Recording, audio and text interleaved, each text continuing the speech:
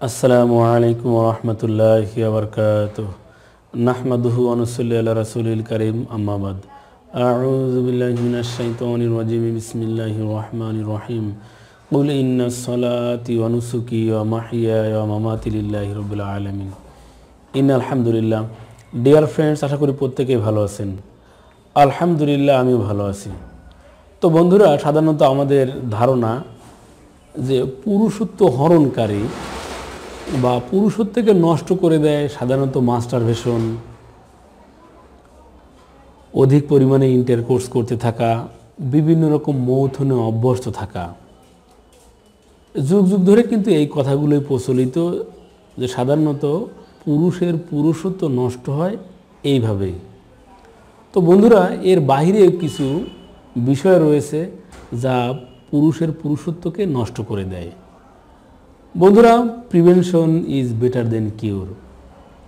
বিভিন্ন বা ফায়ার সার্ভিসের অফিসগুলোতে বা তাদের প্রচারণাতে দেখবেন লেখা থাকে অগ্নি নিবারণের চেয়ে অগ্নি প্রতিরোধ ব্যবস্থা উত্তম।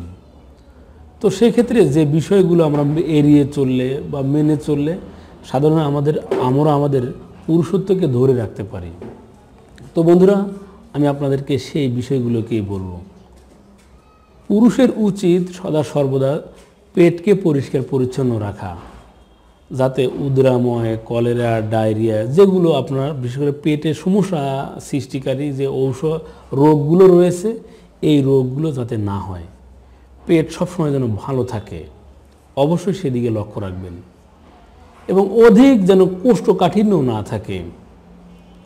কোষ্ঠকাঠিন্য পুরুষত্বের জন্য হুমকি স্বরূপ। আমাশা, বিশেষ করে পুরাতন আমাশা, এটা পুরুষত্বের জন্য হুমকি স্বরূপ।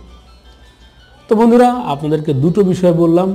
আর একটি বিষয় হচ্ছে প্রতিনিয়তই অধিক পরিমাণে ঠান্ডা পানি পান না করা। অধিক ঠান্ডা পানি পুরুষত্বের জন্য হুমকি স্বরূপ।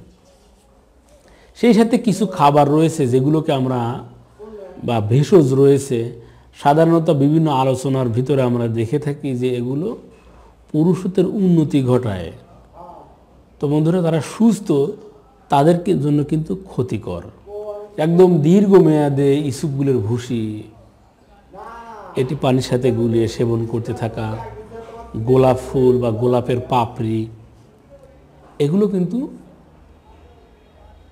সুস্থ পুরুষের জন্য ক্ষতিকর। আর নেশা জাতীয় বস্তু, সেটা গাঁজা হতে পারে, ফেন্সিডিল হতে পারে, এক কথায় সচরাচর বাজারে আমরা যে সকল নেশা জাতীয় দ্রব্যের সাথে পরিচিত আছি, এই সবগুলোই পুরুষত্বের জন্য হুমকি স্বরূপ। বন্ধুরা, আর খাবারের ভিতর যে খাবারগুলো রয়েছে, যেগুলো অতি মাত্রায় ভক্ষণ করলে পুরুষত্বের অনেকটাই হানি হয়, উত্থানজনিত সমস্যা দেখা দেয় এবং শুক্রতারল্যজনিত সমস্যা দেখা দেয়।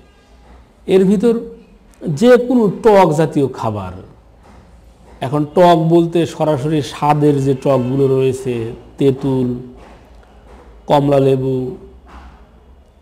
সেই সাথে টক জাতীয় যত খাবার রয়েছে, যত ফল রয়েছে, সবগুলোই অতি মাত্রায় ভক্ষণ করলে পুরুষত্ব কমে যায়। বিশেষ করে শুক্রতারল্যজনিত সমস্যা খুব বেশি দেখা দেয়। তো সেক্ষেত্রে পুরুষের উচিত যাবতীয় টক থেকে বিরত থাকার চেষ্টা করা, তবে একেবারেই ভক্ষণ না করা কিন্তু অনুচিত। এখন সিজনাল যে ফলগুলো রয়েছে অল্প অল্প পরিমাণে আপনি ভক্ষণ করতে পারেন। তো বন্ধুরা, এই বিষয়গুলো আমি যে বিষয়গুলো আলোচনা করলাম, এগুলো পুরুষত্বের জন্য হুমকি স্বরূপ। সেই ক্ষেত্রে এগুলো থেকে সদা সর্বদা বিরত থাকা উচিত। আর যে যুগ যুগ ধরে যে কথাগুলো প্রচলিত রয়েছে, এগুলো থেকে তো অবশ্যই বিরত থাকব। এর ভিতর মাস্টারবেশন রয়েছে, অতিরিক্ত মৌথন, মানে অতিরিক্ত ইন্টারকোর্স করা, পুরুষে পুরুষে মৌথন, পশু মৌথন, এগুলো পুরুষের পুরুষত্বকে নষ্ট করে দেয়। তো বন্ধুরা, এগুলো থেকে বিরত থাকলে ইনশাল্লাহ দীর্ঘমেয়াদে বা বার্ধক্যর পূর্ব মুহূর্ত পর্যন্ত আপনার পুরুষত্ব অটুট থাকবে। তো বন্ধুরা, এই ছিল আমাদের আজকের আলোচ্য বিষয়। আমার আপনার চারপাশে যে সকল ভেষজ দ্রব্যগুলো ছড়িয়ে ছিটিয়ে রয়েছে, এই সবগুলো ভেষজের অন্তর্নিহিত ভেষজ গুণাবলী সম্পর্কে জানতে চোখ রাখুন আপনাদের প্রিয় ইউটিউব চ্যানেল অল টাইম ওকেতে। সেই সাথে আমাদের এই চ্যানেলটিকে সাবস্ক্রাইব করে আমাদের সাথেই থাকুন। ধন্যবাদ সবাইকে।